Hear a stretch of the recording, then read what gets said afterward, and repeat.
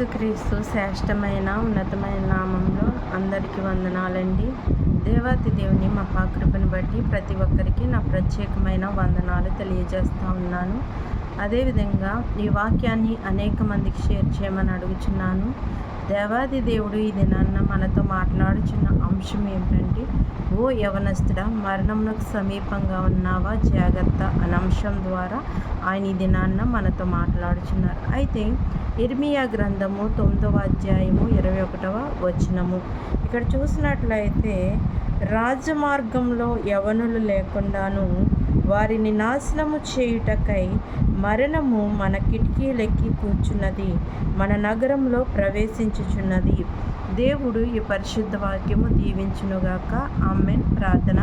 మహోన్నతుడా, మహిమగల రాజా, సర్వోన్నతుడా, సర్వాధికారి, నీ కృపగల నామంలో లెక్కించలేని స్తుతి స్తోత్రములు చెల్లించుకుంటున్నాం. నాయన, ఈ దినాన్ని మీరు మాతో సూటిగా తేటగా మాట్లాడుచున్నారు ప్రభా. నాయన, యవనస్తులు తండ్రి, నాయన ప్రభా, అనేక మంది నశించిపోచున్నారు ప్రభా. అలాంటి వారందరి కొరకు ఈ దినాన్ని మీరు మాట్లాడుచున్నారు. ప్రతి యవన బిడ్డని నాయన ముట్టండి, స్వస్థపరచండి దేవా. నాయన, చెడు వ్యసనాల వైపు పోకుండా తండ్రి నాయన నువ్వు ఆపమని అడుగుచున్నాను దేవా. నీకు వందనాలు. నీకు అసాధ్యమైనది ఏదీ లేదు, సమస్తమును సాధ్యమని నీ వాక్యం సెలవిస్తుంది. యవనస్తులు బలవంతుని చేతిలో బాణం వంటి వారని నీ వాక్యం సెలవిస్తుంది ప్రభా. నాయన, ప్రతి యవన బిడ్డలు ఆ విధంగా ఉండాలి. కానీ తండ్రి, ఈ దినాన ప్రతి యవన బిడ్డ నశించిపోయే స్థితిలోనికి వెళ్ళిపోతున్నారు ప్రభా. అలాగూ దిగజారకుండా తండ్రి నాయన వాళ్ళని బలపరిచి నాయన నీ వాక్యమందు నాయన నడవగలగడానికి సహాయం దయచేయండి. ఇదే నాన్న మీరు మాట్లాడే వాక్యంతో సూటిగా తేటగా తండ్రి ప్రతి యవన బిడ్డకి చేరినట్టు సహాయం దయచేయండి. యవన కాలమందు వాళ్ళ జీవితాన్ని పాడు చేసుకోకుండా నీ కృప చూపించమని నజరేయుసున్నత నామములో అడుగుచున్నాను తండ్రి. ఆమేన్. మరి దేవాతి దేవుడు ఈ దినాన్న మనతో ఏం మాట్లాడుచున్నారండి? యవనస్తుల గురించి దేవుడు మాట్లాడుచున్నాడు. యవనస్తుడా, మరి మరణము సమీపంగా ఉంది, జాగ్రత్త అని ఈ దినాన్న ఆయన మనతో మాట్లాడుచున్నారు. అవునండి, మరణం అనేది చాలా సమీపంగా ఉంది. యవనస్తులు చాలామంది ఈ దినాల్లో భయంకరంగా మరి డ్రగ్స్ అని, గంజాయని, తాగుడని, సిగరెట్ అని, కైనీలని, ఇలాగా అనేక విధమైన మత్తు కలిగించే పదార్థాలకి ఏమైపోతున్నారండి? బానిసలైపోతున్నారు. బానిసలైపోయి వాళ్ళ జీవితాలని వాళ్ళు పాడు చేసుకుంటున్నారు. అందుకనే దేవుని వాక్యము సెలవిస్తుంది, రాజమార్గంలో యవనులు లేకుండాను మరి వారి నాశనము చేయట కంటండి మరణం కిటికీలకి కూర్చుందని దేవుని వాక్యం సెలవిస్తుంది. అది నగరంలో ప్రవేశించిందని మరి ఈ దినాన్న దేవాది దేవుడు మాట్లాడుచున్నారు. అవునండి, ఈ దినాల్లో డ్రగ్స్ అనేది చాలా విపరీతమైపోయింది. ఎక్కడెక్కడో మాత్రమే ఆ డ్రగ్స్ అనే మాట మనం వినేవాళ్ళం. కానీ ఈ దినాల్లో మరి గ్రామాల్లో కానివ్వండి, నగరంలో కానివ్వండి, దేశంలో ఎక్కడ చూసినా ఈ భయంకరమైన డ్రగ్స్ అనే వాటికి అనేక మంది బానిసలు అయిపోతున్నారండి. ఆ బానిసత్వం వాళ్ళని దేనిలోనికి నడిపిస్తుందండి? మరణంలోనికి నడిపిస్తుంది. అలాంటి పరిస్థితుల్లోకి ఈ దినాన్న యవనస్తులు వెళ్ళిపోతున్నారు. అందుకనే దేవుని వాక్యం సెలవిస్తుంది కదా, మరి వాళ్ళందరి కొరకు ప్రార్థన చేయవలసిన బాధ్యత మనందరికీ ఉందండి. ఎందుకంటే యవనస్తులు దేవుని యొక్క చేతిలోని బాణం వంటి వారు. మరి అలాంటి రీతిగా వాళ్ళు జీవించవలసిన యవన జీవితాన్ని వారికి వారే పాడు చేసుకుంటూ మరి వాళ్ళ జీవితాలని నాశనం చేసుకుంటున్నారు. అందుకనే దేవుని వాక్యం ఈ దినాన మనతో మాట్లాడుచుందండి. అనేక మంది యవనస్తులు అనేక బలహీనతలు మరి వాళ్ళని ఆవరించుచున్నాయి. కాబట్టి ఆ బంధకాలన్నిటిలో నుంచి వాళ్ళు విడిపింపబడాలని మనం ప్రార్థన చేయాలి. దినాన్న యవన బిడ్డల గురించి ఆలోచిస్తుంటా కన్నీళ్ళు వస్తున్నాయండి. వాళ్ళ యవ్వన జీవితాన్ని వాళ్ళే పాడు చేసుకుంటూ ఉన్నారు. మరి ఎలాగూ ఆ యొక్క డ్రగ్స్కి బానిస అవ్వడం వల్ల వాళ్ళు ఏ రీతిగా మారిపోతున్నారంటే, ఒక సందర్భంలో వాళ్ళకి డ్రగ్స్ అందటం లేదనుకోండి, ఆ డ్రగ్స్ మరి కొనుక్కోవడానికి డబ్బులు లేని స్థితిలో మరి తల్లిదండ్రులనే చంపేసి మరి వాటి కోసం వాళ్ళ ప్రాణాలు తీసేవారుగా మారుతున్నారండి. అంటే హంతకులుగా బానిసలుగా మారుతున్నారు ఆ డ్రగ్స్ కోసము. అంత మాత్రమే కాకుండా దొంగలుగా మారుతూ ఉన్నారు. మరి అత్యాచారాలు చేసేవారుగా మారిపోతున్నారు, క్రూరంగా మారిపోతున్నారండి. వాళ్ళ జీవితాల్ని అటు రీతిగా పాడు చేసుకుంటున్నారు. కాబట్టి అలాంటి ప్రతి యవన బిడ్డని మనం ప్రార్థన చేసి బలపరిచేవారిగా మరి మనం ప్రార్థన చేయాలి. ప్రార్థన చేయవలసిన బాధ్యత మనకున్నది. తర్వాత దేవుడు గొప్ప కార్యములు చేస్తాడండి. యవనస్తులు చెడిపోకూడదండి, యవన జీవితం పాడైపోకూడదు. అందుకనే చాలామంది మరి ఆ డ్రగ్స్ అందకుండా మరి వాళ్ళ ప్రాణాలు వాళ్ళే తీసుకునే వాళ్ళు కూడా ఉన్నారు. వాళ్ళ ప్రాణం తీసుకుని వారు జీవితాలను పాడు చేసుకునేవారు ఉన్నారు. మరి హంతకులుగా మార్చబడేవారు ఉన్నారు, దొంగలుగా మార్చబడేవారు ఉన్నారు. ఇవన్నీ దేనికోసం చేస్తున్నారంటే మరి డ్రగ్స్, గంజి, ఈ మత్తు పదార్థాలకి దేనికైతే బానిసలు అయిపోయారో అది అందలేని స్థితిలో వాళ్ళు ఏం చేస్తున్నారో వారికే తెలియకుండా మరి భయంకరమైన స్థితిలోనికి వెళ్ళిపోతున్నారు. హత్యలు చేస్తూ ఉన్నారండి. మరి అలాంటి పరిస్థితిలో మరి యవనస్తులు వెళ్ళిపోతూ ఉంటే మనం ఏం చేయాలండి? మనం ఏమీ చేయలేం వాళ్ళకి. కానీ మనం ప్రార్థన చేయాలి. మరి దేవునికి అసాధ్యమైనది ఏదీ లేదు, సమస్తమును సాధ్యమే. కాబట్టి మరి వాళ్ళ హృదయాల్ని, వాళ్ళ మనసుల్ని మార్చే మరి దేవుడు మన దేవుడండి. వాళ్ళందరి కోసం ప్రార్థన చేయాలి. ఈ దినాన్న యవనస్తులు ఎంతోమంది వాళ్ళ జీవితాలు పాడు చేసుకుంటారు. కాబట్టి మరి అందుకనే దేవుని వాక్యంలో మొదటిగానే రాయబడి ఉన్నది కదండి, మరి రాజమార్గంలో వాళ్ళు మరి నడవలేకుండా మరి నాశనం చేయడానికి మరి ఏమున్నదండి దినాన్న? డ్రగ్స్. మరి యవనస్తులను దేన్ని నాశనం చేస్తుంది? డ్రగ్స్ అనేది నాశనం చేస్తుంది, వాళ్ళ జీవితాలు పాడు చేస్తుందండి. మరి ఆ నాశనం అయిపోయే స్థితిలోనికి యవనస్తులు వెళ్ళిపోతున్నారంటే వాటికి కారణము డ్రగ్స్. అందుకనే మరి మరణం అనేది కిటికీలకి కూర్చుని, అవునండి, ఒక వ్యక్తి డ్రగ్స్కి బానిస అయ్యాడు. ఆ డ్రగ్స్కి బానిస అయిపోయి కొన్ని దినాలకి ఆ డ్రగ్స్ మరి పొందుకోవడానికి తన దగ్గర డబ్బు లేదు. ఆ వ్యక్తి ఏ విధంగా మార్చబడుతున్నాడు? హంతకుడు అయిపోతున్నాడు. అంటే హత్య చేస్తూ ఉన్నాడు, లేకపోతే దొంగతనం చేస్తూ ఉన్నాడు. మరి అలాంటి స్థితిలోనికి వాళ్ళు వెళ్ళిపోవడం వల్ల వాళ్ళ జీవితాలు ఏం చేస్తున్నాయండి? నాశనం అయిపోతున్నాయి. అంతకీ ఆ విధంగా కూడా రాకపోతే వాళ్ళు ఆ డ్రగ్స్ కోసం ఏం చేసుకుంటున్నారండి? వాళ్ళ ప్రాణాలు వాళ్ళే తీసుకునే స్థితిలోనికి వెళ్ళిపోతూ ఉన్నారు. కాబట్టి ఈ దినాన్న మరి వాళ్ళ కోసం ప్రార్థన చేయవలసిన బాధ్యత మనకుందని దేవుడు తెలియజేస్తూ ఉన్నాడు. అంత మాత్రమే కాకుండా చాలామంది యవనస్తులు మరి సెల్ ఫోన్లో గేముల ద్వారా వాళ్ళ జీవితాన్ని పాడు చేసుకుంటూ ఉన్నారు. మరి అలాంటివి కూడా మరి యవనస్తులకి దూరంగా ఉండాలని దినాన్న దేవుడు మనతో మాట్లాడుచున్నారు. మరి చాలామంది గేమ్స్కి ఎడిక్ట్ అయిపోయి వాళ్ళు ఏం చేస్తున్నారో, మరి ఎలాగూ ప్రవర్తిస్తున్నారో, మరి పిచ్చివారైపోయి అనేక మంది వాళ్ళ జీవితాలు పాడు చేసుకున్న వారు గేముల ద్వారా మనం చూస్తూ ఉంటున్నామండి. ఇలాంటివన్నీ కూడా మరి యవనస్తుల జీవితాలను ఏం చేస్తున్నాయండి? పాడు చేస్తున్నాయి. ఈ యొక్క పాడు చేయడం దేనికి నడిపిస్తుందండి? మరణంలోనికి నడిపిస్తూ ఉన్నది. కాబట్టి మరి వాళ్ళందరి కోసము ప్రార్థన చేయవలసిన బాధ్యత మన పట్ల ఉంది. అందుకనే ఇది నన్ను ఆయన సూటిగా మాట్లాడుతున్నాడు. ఓ యవనస్తుడా, మరణం సమీపంగా ఉంది, జాగ్రత్త అని. అవునండి, మరణము సమీపంగా ఉంది. ఆ మరణానికి పోకుండా మనం నిత్య జీవనంలోనికి వెళ్ళాలంటే మన బ్రతుకుల్ని, మన జీవితాల్ని సరిచేసుకుని ఆ మత్తు పదార్థాల వైపు చూడకుండా మనము ఉండేవారిగా ఉండాలి. అందుకనే దేవుని వాక్యం మనం సూటిగా తేటగా మాట్లాడుచుంది కదండి. మనం ఎంతో జీవితాన్ని జీవిస్తూ ఉన్నాము. అలాంటి జీవితంలో మరి అనేక మందిని మనం చూస్తూ ఉంటున్నాం. మనం ఎక్కడో జరిగినాయి కదా, ఎక్కడో అవుతుంది కదా అని మనం అనుకోకూడదండి. మరి ఈ యొక్క సృష్టి యావత్తుని దేవుడు కలిగజేశాడండి. ఈ సృష్టి సమస్త మానవాళి కోసం ప్రార్థన చేయవలసిన బాధ్యత మనకున్నది. యవనస్తుల కోసము, పసిబిడ్డల కోసము, వృద్ధుల కోసము, మరి అందరి కోసం ప్రార్థన చేయవలసిన బాధ్యత మనకుంది. ఆ బాధ్యతని ఎప్పుడు మనం ఏం చేయకూడదండి? మర్చిపోకూడదు. ప్రార్థన చాలా విలువైనది. చాలామంది ప్రార్థన చేస్తూ ఉంటారు, కానీ మరి ఆ ప్రార్థన అనుభవంలోనికి వెళ్ళేవారు చాలా తక్కువ మంది అండి. ఏదో ప్రార్థన చేస్తున్నామని చేస్తారు, కానీ ఎక్కడో ఎవరో చూడాలి, నా ప్రార్థన వినాలని మన ప్రార్థన చేయకూడదు. మన ప్రార్థన ఎక్కడి నుంచి రావాలంటే మన హృదయంలో నుంచి బయటికి రావాలండి. మన హృదయంలో నుంచి ప్రార్థన చేసినప్పుడు మరి మనకి తెలియకుండానే మనం ఎంత ప్రార్థన చేస్తామో అనేది మనకే తెలియదండి. దేవుడు అనేక విషయములను బట్టి మన ప్రార్థన చేపిస్తారు.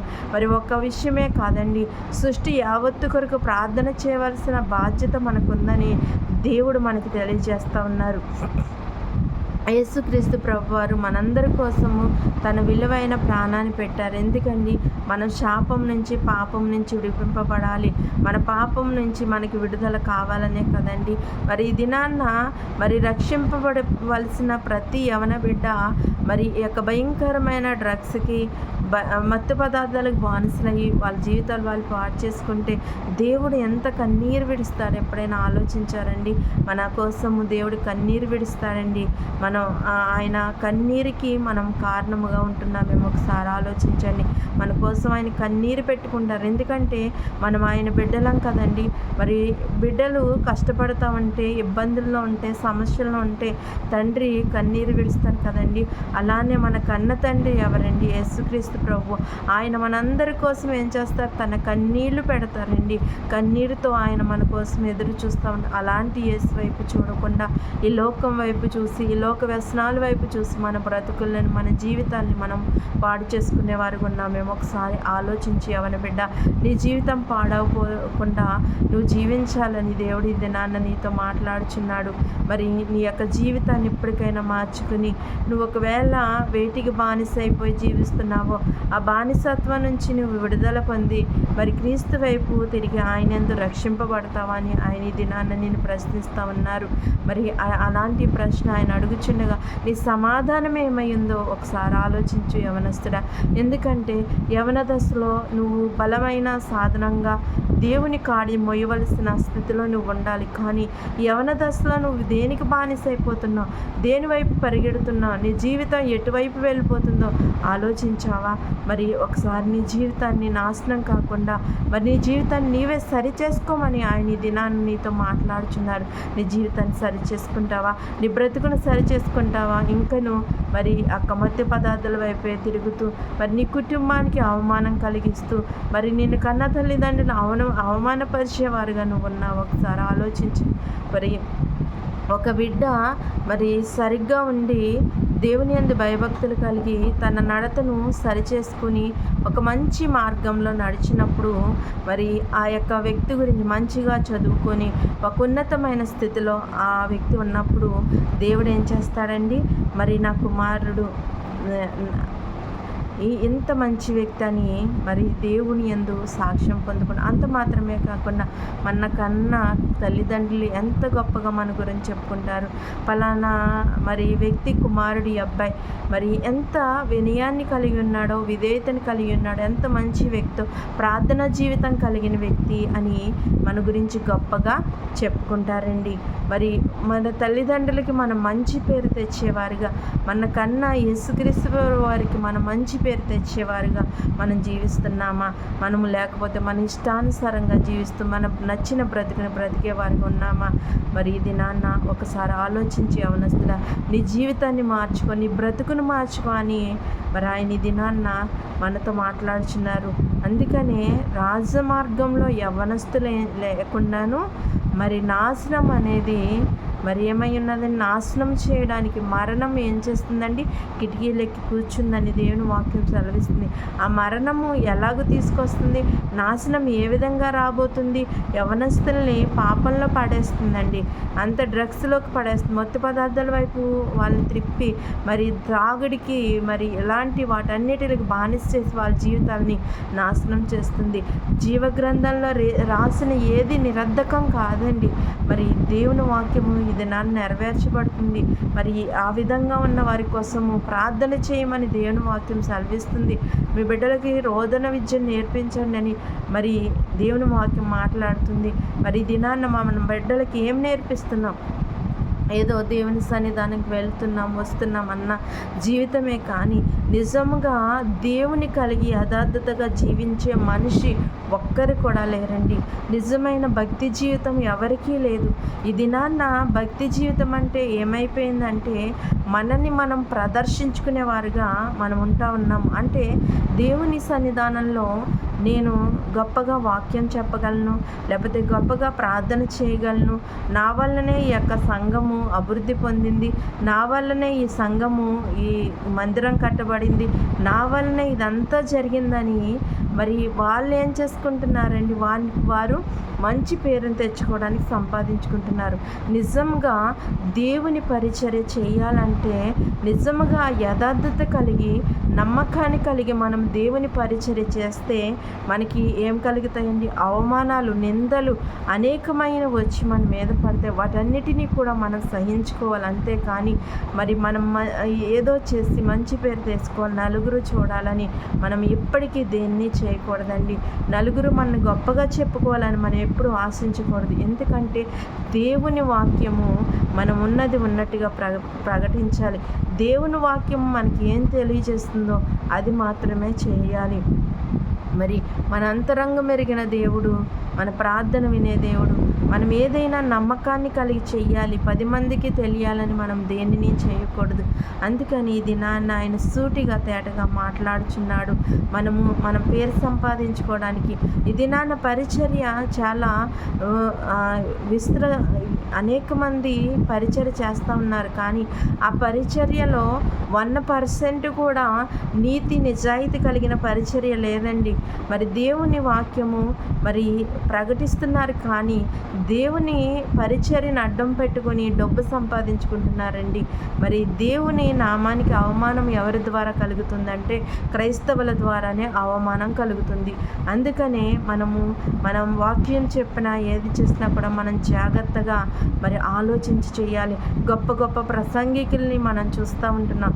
వాళ్ళందరూ గొప్పవారే, కానీ వాళ్ళ పరిచర్య మనం చూస్తూ ఉంటున్నాం. వాళ్ళ వెనకాల జీవితాన్ని మనం చూసినప్పుడు అనేకమైన లోతైన విషయాలు మనకు తెలుస్తాయి. వాళ్ళ బ్రతుకు ఎలా ఉంది, వాళ్ళ జీవితాలు ఎలా ఉన్నాయని. మొదట వాళ్ళ పరిచర్యకు వచ్చినప్పుడు మరి వాళ్ళ అనుభవాలు బాగానే ఉంటాయి. పరిచర్యకు వచ్చి అభివృద్ధి పొందిన తర్వాత వాళ్ళ అనుభవాలు అనేవి వేరేగా ఉంటాయండి. ఈ దినాన డబ్బు కోసమే అనేక మంది పరిచర్య చేస్తున్నారు. అలాంటి పరిచర్య కాకుండా దేవుని యందు నమ్మకమైన పరిచర్య చేసి మరి యవనస్తుల కోసం ప్రార్థన భారాన్ని కలిగే దైవ సేవకురాండ్లుగా అనేక మంది ఉండాలని, ఈ దినాన్న పాడైపోతున్న యవన జీవితాల కోసము మరి కన్నీటితో ప్రార్థన చేసేవారు ఉండాలని ఈ దినాన్న ఆయన తెలియజేస్తుండగా అట్టి రీతిగా జీవించడానికి పరిశుద్ధాత్మ యొక్క వాక్యము ప్రతి ఒక్కరి జీవితాల్లో ఫలింపచేయనుగాక. ఆమె అందరికీ వందనాలండి. ప్రార్థన. మహోన్నతుడా, మహిమగల రాజా, సర్వోన్నతుడా, సర్వాధికారి, నీకు వందనాలు. ఈ దినమందు నాయన ప్రభ మీరు సూటిగా తేటగా మాతో మాట్లాడి ఉన్నారు ప్రభ, నీకు వందనాలు. అవును తండ్రి, యవనస్తులు వాళ్ళ జీవితాలు పాడు చేసుకున్నారు. ఏ విధంగా అంటే నాయన ప్రభ డ్రగ్స్కి, నాయన ప్రభ గంజాయికి, మత్తు పదార్థాలకి, త్రాగుడికి, అనేక వీటికి బానిస అయిపోయి నాయన ప్రభ వాళ్ళు ఏం చేస్తున్నారో తెలియకుండా హంతకులుగా మార్చబడుతున్నారు ప్రభ. ఒక వ్యభిచారులుగా మార్చబడుతున్నారు నాయన, దొంగలుగా మార్చబడుతున్నారు నాయన. చివరి వాళ్ళ ప్రాణాలు వాళ్ళే తీసుకునే స్థితిలోనికి దిగజారిపోతున్నారు ప్రభ. అలాంటి స్థితిలో ఉన్న ప్రతి యవన బిడ్డని దినాన్న నాయన ముట్టండి ప్రభ, పట్టుకోనండి ప్రభ. నాయన వాళ్ళ కొరకు నాయన కన్నీటి ప్రార్థన చేసే కన్నీటి జీవితాన్ని మాకు దయచేయండి ప్రభ. ప్రతి యవన బిడ్డ నశించిపోకుండా తండ్రి నాయన నీ యందు బలమైన సాధనంగా మార్చబడ్డానికి కృప చూపించమని, ఇక చిన్న ప్రార్థన దేని సన్నిధానం చేర్చుకోమని నజరేయుని యేసు నామమున అడుగుచున్నాను తండ్రి. ఆమేన్. అందరికీ వందనాలండి.